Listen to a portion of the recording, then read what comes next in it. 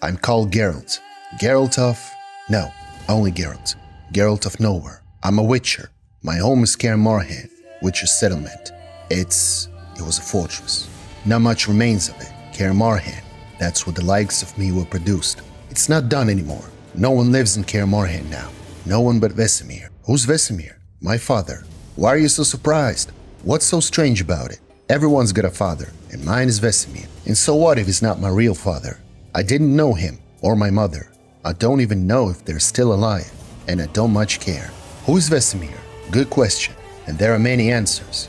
Father, uncle, mentor, teacher, just a loyal and sincere friend, strict but fair, demanding but also doubly demanding of himself. He's old. He's incredibly old. He's over 100 years old.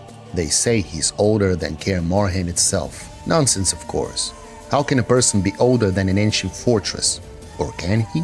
Well, in this video, we will try to answer many questions about Vesemir. We will tell you the whole story of the oldest of the Witchers. Everything that is currently known, from the beginning of his journey to the very end, when the long road ended. And since Netflix paid respect to Vesemir with a big separate story, we have to do the same. Like telling you original book and game stories from Angie Sapkowski and the CD Projekt Red studio.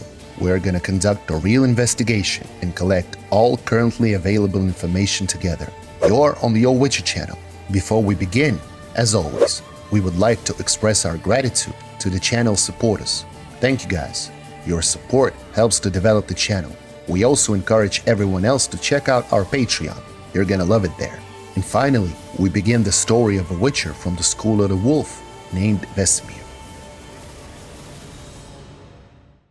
Neither the book nor CD Projekt Red's games give us a direct answer to the question, when was Vesemir born? There are only hints and thoughts of some characters. For example, when Triss Merigold sees Vesemir, she thinks the following: Vesemir was really very old. Who knows? He could be even older than Kaer Morhen, but he walked towards her with a brisk, energetic and sprightly step. His grip was vigorous and his hands strong. And we also have these lines in the description of Vesemir in the glossary of the third Witcher game. Vesemir was the oldest living member of the Wolf School, and most likely the oldest Witcher of any school on the continent, about as long in years as the ruins of Kaer Morhen. Of course, it is unlikely that Vesemir is older than Kaer Morhen, at least based on what we know about Witchers, their lifespans, and the dangers they face on the job. In the School of the Wolf Witcher Fortress, the legendary alchemists Cosimo Malaspina and Ulzur practiced and created their first mutants. This happened around the 950s, according to the chronology of the continent, 300 to 330 years before the Battle of Kaer Morhen, when Vesemir was already very old. And the fact that the mentor is more than 300 years old, let's just say this information is very doubtful. And in that case, he would most likely have been among the first of the created Witchers of the continent in general. And there are no stories or dialogues about it neither in the books nor in games, not even in the board game, which tells about the creation of many Witcher schools. And Countess Mignol, with whom Vesemir had an affair, says that she began that affair with him in her youth, and that was in 1234. Back then, Vesemir did not look like an old man, which means that he only grew old over the next 30-something years. Most likely, Triss did not imagine the depth of Vesemir's old age in the books, nor the age of Kaer Morhen, and CD Projekt Red in 2015 had not yet completely decided on its own canon. Of course, we have the official Netflix timeline, and the absolutely specific dates that correspond to it. 967 as the date of the creation of the first Witcher in Kaer Morhen, and 1095 as the moment of Vesemir's birth. Logically, everything fits the canon to some extent, but since this timeline contains many glaring inconsistencies with the original story of The Witcher, we are not in a hurry to trust it yet. Although we have no information about Vesemir's childhood and youth, we do know a little about his young days, thanks to the scriptwriters of CD Projekt Red. After the young Witcher ended up in the fortress of Kaer Morhen, himself, like all the other boys from there, first passed the trial of the grasses, and then was forced to undergo hellish monster slayer training. Soon he showed real talent, and his mentors were very pleased. After all, Vesemir passed the trial of the grasses more easily than any of the other boys, and he excelled at even the most difficult exercises. As a result, by the time he reached the highway, Vesemir had no visible injuries from his mutations and training. Most of the other Witchers already had such injuries, sometimes quite noticeable. Only the cat's pupils distinguished young Vesemir from ordinary humans. He learned to hide them as well. He bought a wide-brimmed hat that cast a shadow over his eyes, and he always wore it among ordinary people. This helped him a lot at first. In his youth, Vesemir was quite a slob and a reveler. He went out on the highway with his mentor Barman, who was supposed to teach Vesemir the real life of a monster slayer. But the young Witcher couldn't just follow the common, reasonable Barman all the time. The blood in his veins was boiling, and he was always looking for adventures of his own. With a notorious hat on his head, Vesemir committed a lot of obscenities. He seduced married women, considered it his duty to get drunk in almost every tavern, and visit almost every brothel. He attended weddings and celebrations that were always full of beautiful girls. He was also not afraid to sneak onto the balcony of some rich mansion from time to time, woo some beautiful lady of the court, and cuckold the next nobleman. Rumor has it that Vesemir visited more brothels in his life than Askel, Lambert, and an experienced, in that matter, Geralt combined. His life was filled with celebrations, love affairs, and drunken adventures.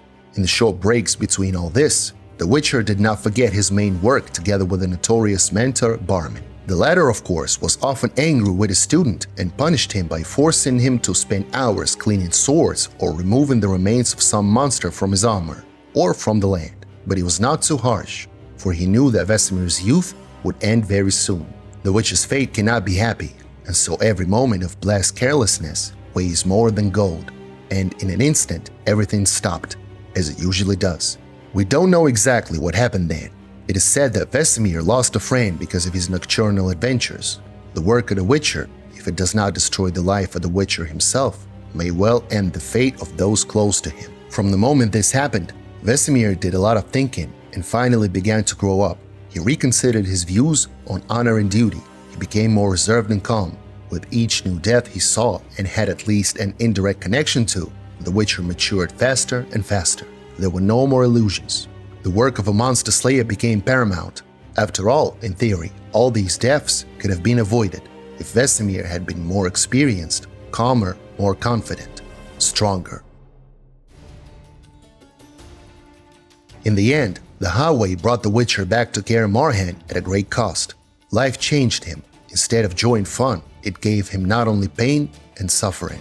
Vesemir found his convictions, identified the main principles a Witcher should follow, acquired wisdom, calmness, and skill, the skill of a true monster slayer. In Kaer Morhen, he felt in his place once again, teaching kids, making sure as many of them as possible were ready for the rigors of working on the highway. And all this Vesemir found himself, and since then, he had ventured out of the wolf's den less and less often. The children loved him. Although he was strict, as we said before, he was also fair. Therefore, many young Witchers did not complain when they received another slap from him after an unsuccessful combat move. On the contrary, they obeyed him. He was an authority figure to them, and many boys even considered him their father. Vesemir was not only aware of the state of affairs in the fortress of Kaer Morhen, but also followed everything that was happening in the world. And when at the end of the 12th century a wave of indignation swept across the continent, when all people, from nobles to common peasants, suddenly identified Witchers as the main enemies of this world, when the first cries were heard for the destruction of mutants, that those godless creatures only sow death, and that they themselves were alien death, Vesemir was the first one to hear them. The inevitable happened. The people rebelled, and a huge crowd attacked Kaer Morhen, killing Witchers and wizards, burning libraries, and pouring elixirs out to waste. They exterminated even small children who had not yet mutated. The blood clouded their minds, so they left nothing behind. Only Vesemir survived because he was better prepared than the rest. Or maybe he was just lucky. It doesn't really matter. After all, he was able to hide with him several young Witchers who had just undergone their mutations, the last generation of monster slayers. Those who were on the highway at that time also survived, but it didn't matter. Kaer Morhen was destroyed. Not the whole fortress itself, but almost all of the Witcher mutants that inhabited it were killed, and almost all of the important buildings with libraries and laboratories were burned as well. This was the beginning of the end, the beginning of the extinction of the Witchers. Vesemir experienced this event particularly painfully. He lost many friends and loved ones in the massacre. He also remembered that he found himself in the work of a mentor, and now, realizing that there would be no more new generations of young mutants, he had no idea what to do next.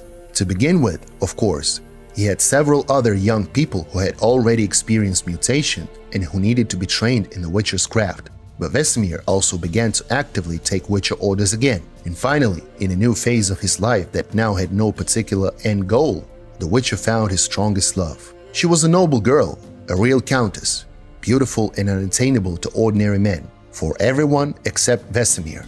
After all, it was not for nothing that he was known as one of the greatest womanizers in the north. The Witcher was charismatic and had an incredible charm, and by this time, he had grown a lush mustache. So when he arrived in Oxenford in the winter of 1234, he happened to fall in love with the young Countess Mignol. The girl became so obsessed with him that she was the one to send him a note with the governess. From then on, he secretly visited the Countess every night. At one point, he even seemed to have real feelings for her, but it all ended as quickly as it had begun. The Count caught his little daughter in bed with Vesemir, and he had to run. He didn't even have time to get his armor. The enraged father declared the Witcher an outlaw and issued a hunt list against him. The Count hastily married off his daughter, who was rebellious and talked about love, to the first nobleman he met, leaving the girl to live only with the memories of her true feelings. She would probably be pleased to hear that these memories did not leave Vesemir even in his old age. The uncertainty quickly disappeared from Vesemir's life. He understood where his destiny lay, so he returned to the empty fortress of Kaer Morhen. He lit fires in its halls and began to rebuild the stronghold of the Witchers. Now every monster slayer knew that he was not alone in the world. Yes, there were only a few of them left, but they could always return to Kaer Morhen, a house where they would find shelter, food, and a place to rest, where it would be possible to share bloody and tragic stories with at least someone who understood them, with fellow Witchers, that is. Among these visitors were Vesemir's disciples, Geralt, Lambert, Eskel, Cohen. Geralt always had a special place among them. He considered Vesemir as a father, and Vesemir did not mind. When the sorceress Vicenna gave him a very small child, Vesemir did not know what would become of it, but he raised Geralt to be a real Witcher. No, more than a Witcher. He was not only able to create the Witcher Geralt of Rivia, but also to raise a human in him. That's what the White Wolf said when he met his mother. Geralt, he suddenly felt that something inside him had broken. It's Vesemir who called me that. Geralt of Rivia. I even learned to imitate the regional accent, probably to satisfy an inner need to belong somewhere, even if the feeling is fictitious. Vesemir gave me this name. Geralt believed what he said. Vesemir was a father, a real one, a mentor, a teacher for Geralt of Rivia. Without Vesemir, the legendary White Wolf would simply not exist. During his short forays into the real world of the witchcraft, the elderly Witcher also made acquaintances. For example, he met the still very young and just beginning sorceress Triss Merigold, whom he loved to sit on his lap and tell her scary but interesting stories with a happy ending. And then, many years later, another girl came to his life, a child of destiny, Centurion Princess, Ciri. After years of meaningless wandering, she brought meaning back into the old wolf's life. It was Geralt who brought Ciri to Kaer Morhen. She was his destiny, and also a part of Vesemir's destiny. And Vesemir treated her like he treated other children, strict but fair, as best as he could. He taught her to fight, taught her to be strong, made her a real Witcher, did something Ciri could not have survived without, gave her skills, strength, principles, knowledge. She called him Uncle Vesemir all the time, and when she left, he really missed those words. Anything to say for yourself, young lady? I'm very sorry, Uncle Vesemir. Quite elderly, but still as strong as in his youth, Vesemir did not wait for his death. He lived every day, either by helping Geralt in his search for his beloved Yennefer, or by disenchanting the cursed creature with the long-forgotten Trial of the Grasses, or by helping in the search for Ciri. He was always there. He carried the image of a true Witcher, someone to look up to, and he single-handedly kept his students together. Every one of them, from Geralt and Lambert to Ciri, Eskel, and even Triss. They all knew that Kaer Morhen was still far away in the mountains, and inside it, Vesemir stands firm as a rock. He always was, and always will be. He will always help with advice, help, protect. They wanted him to be immortal, but still, in his flesh and blood chest, the same heartbeat. No Witcher ever died in his own bed, Vesemir liked to say, and his death was neither easy nor quiet, but it was noble as such a great destiny should end. When Ciri returned to Kaer Morhen, Vesemir, as always, treated her as his apprentice. He gave her shelter and protection, and even before the army of the Wild Hunt, he did not retreat, for Kaer Morhen was his home. He died in that battle. He died like a hero. He sacrificed his life for the good, to save the girl who had always been his student, just as he would give his life for each of his disciples. You always were an unruly child. I adored that about you. Years later, Ciri visited Vesemir's grave. She sat down near where the elderly Witcher was buried and began to talk to him, as if he were alive, as if he had never died, as if he was immortal. She always wanted to believe that so much. She told him stories she hadn't had time to tell before. She talked about her life, and she remembered. She remembered how he had sewn her jacket himself, how he was the only one who understood that a child needed more than just training. In fact, you all cared, very much so, but some things only you were able to take care of. For instance, the leather jerkin you made for me. It was a little bit crooked. Well, okay, very crooked. Truth be told, it looked like the nightmare of any self-respecting tailor, but I still liked it, just as I liked the sword you forged me. Nobody in the keep, absolutely nobody, forgot about my training. Not once. But only you remembered that a child, even one with my talents, needs proper clothing and a sword befitting her size. You really tried your best, and I appreciated it. Ciri also recalled how once, as a very young Witcher from Kaer Morhen, she went on a wild boar hunt, how she decided to surprise everyone and bring home a wild boar for dinner, but she didn't understand that she was too young for such a hunt. And in the end, when the boar didn't want to drop dead for some reasons, Ciri had to hide from it herself. Geralt helped her out, and for dinner, they did not shoot a wild boar but only a skinny hare. But the soup was delicious. Ciri remembered this story, and she remembered how Vesemir had behaved in it. While returning to Kaer Morhen, we managed to hunt a hare along the way. It was small, skinny, and stringy, but the soup came out surprisingly tasty. You remember? No, of course not. You didn't even notice the hare when we came back. You didn't care about fatigue or hunger. You were more interested in me, the fear that echoed in my voice and the bruising on my ribs. You immediately took care of my wounds and started brewing some healing potions. You never touched the hare soup, not even a taste. Instead, you made me eat it all to regain my strength. Ciri talked a lot more, and she told Vesemir a lot, as if confessing, and then she left. Vesemir's grave still stands, silent, indestructible, and eternal, like the one buried in it. And it will stand, it will be kept clean, it will not be forgotten, as long as at least one monster slayer with capped pupils lives in this world. This is the story of Vesemir, one of the greatest Witchers in the history of the continent, and this is its end.